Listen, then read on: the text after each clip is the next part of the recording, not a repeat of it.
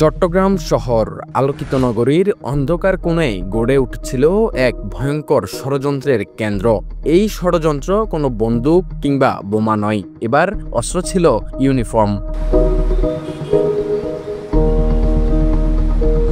Rainbow apparels নামে একটি পোশাক কারখানায় তৈরি হচ্ছিল খাকি রঙের মিলিটারি ইউনিফর্ম। কিন্তু কার জন্য?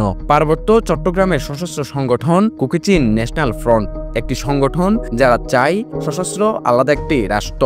আর সেই সংগঠনের ইউনিফর্ম বানানো হচ্ছিল এই শহরেই।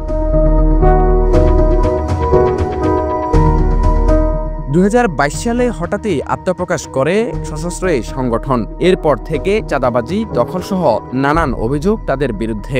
সর্বশেষ গেল বছরে বান্দরবানের থানচিতে কৃষি ব্যাংকের একটি শাখা লুট করে তারা। সেই থেকে আলোচনার কেন্দ্রবিন্দুতে রয়েছে। 17 মে রাত একটি গোপন সংবাদের ভিত্তিতে ঝড়ের গতিতে অভিযান চালায় পুলিশ। গার্মেন্টস থেকে উদ্ধার হয় 20,300 পিস ইউনিফর্ম।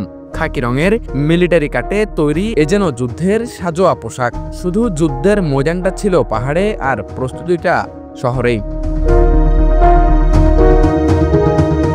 এতে ধরা পড়ে এই ইউনিফর্ম প্রকল্পের মূল 3 কারিগর, গার্মেন্টস মালিক শাহিদুল ইসলাম ও 2 মধ্যস্থতাকারী গোলাম আজম এবং মিয়াজ হায়দার।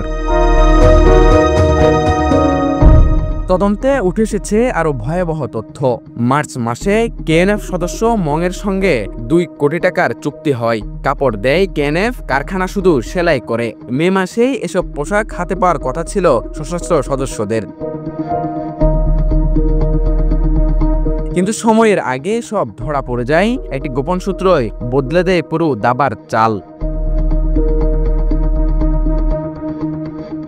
এই সকল বিষয়ে চট্টগ্রাম মেট্রোপলিটন পুলিশ আনুষ্ঠানিকভাবে কোনো কিছু বলতে রাজি হয়নি। তবে গোয়েন্দা সূত্রে জানা গেছে বিষয়টি তদন্তের গভীর পর্যায়ে রয়েছে। অনেক কিছুই এখনো প্রকাশ করা হয়নি। এত সকল ঘটনার পর প্রশ্ন এখন একটাই, এই শহরে ঠিক কোন কোন প্রান্তে আরো লুকিয়ে আছে এমন সব ষড়যন্ত্র? আর ঠিক কাদের ছায়ায় চলছে এ সকল অপকর্ম? নগরের বুকে গার্মেন্টসে তৈরি হচ্ছিল এই যুদ্ধের পোশাক, তাই এখন প্রশ্নবিদ্ধ নিরাপত্তা ব্যবস্থা। Desk news, Bangladhara, Chittagong.